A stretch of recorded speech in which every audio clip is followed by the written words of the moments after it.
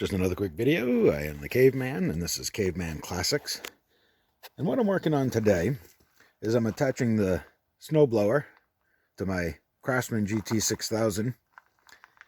But when I bought it, it was missing, if you see down here where I have that clip and the chain, it was missing the spring connectors. There's one on either side. So I was trying to come up with a way to hook the snowblower up and keep it like an inch off the ground so that I could use it and it doesn't pick up the rocks and everything and throw them all over the yard that I'll have to rake up next year. Is what I have decided to do, because I think these brackets here is where the springs used to hook up to, that went up here to this connector, and you had like I'm thinking there was a threaded rod. I've never seen one, so I'm only guessing. I've only seen them in pictures. So I'm guessing there was a threaded rod that went down to a spring that hooked up to here, so it had flexibility when you were running the snowblower. So you can't buy those parts anymore. The only thing you can do is go to a junkyard, scavenge for some. Chances of finding them are slim. So what I'm going to do instead, what I came up with, is a piece of threaded rod. And what I'm going to do is you put the threaded rod down through, and I'm going to cut it a little shorter here. And then I'm going to have it just the chain here. I'm going to cut a few links out of it. And then it's going to go down and bolt to this. And then I'll be able to tighten the screw up, the nut up, keep tightening it until I lift it up to where I want it. Do one on either side. And that should, when I take the board out of the front here, it should keep it about an inch off the ground.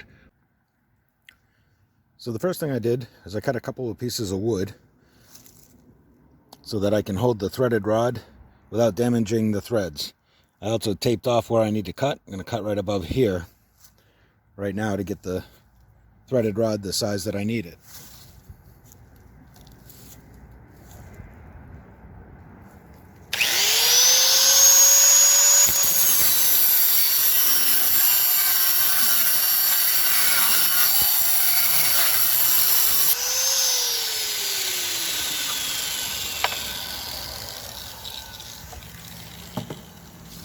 I'm going to need to file that down to get the nut to fit on there. So let's go back inside.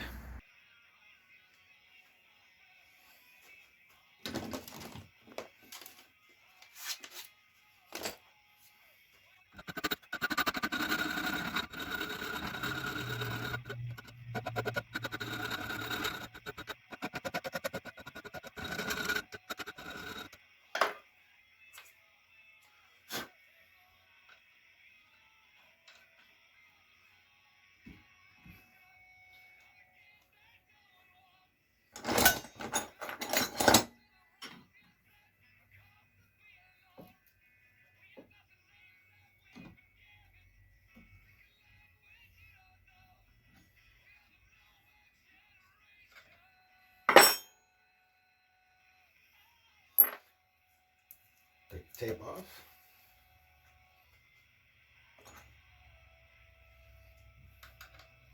That should be good to go.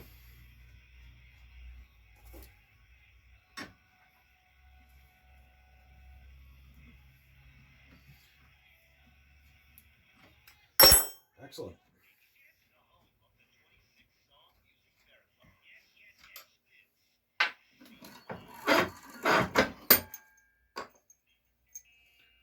Perfect.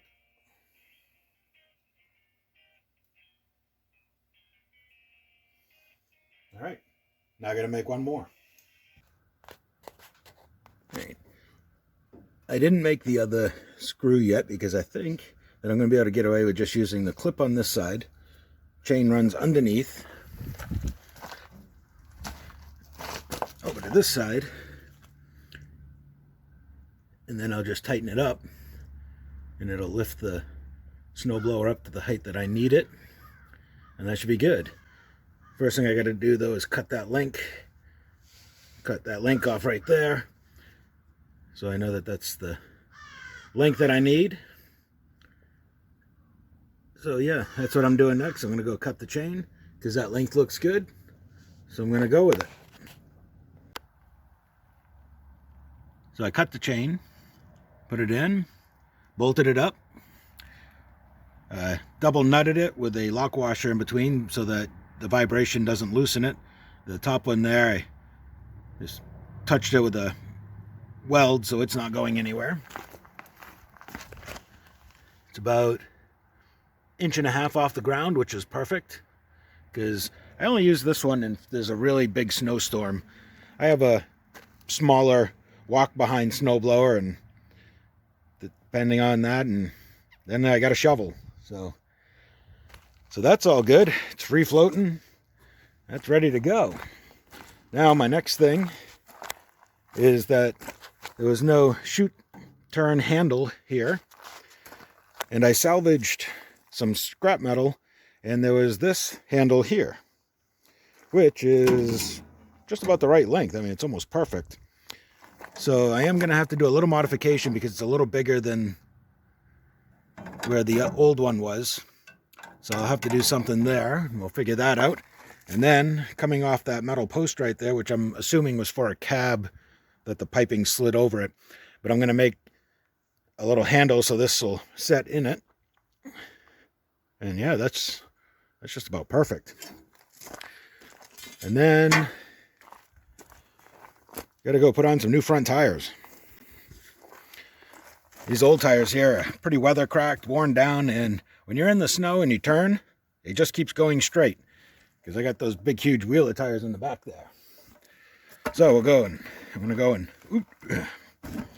put these tires on there, and that should make all the difference in the world there.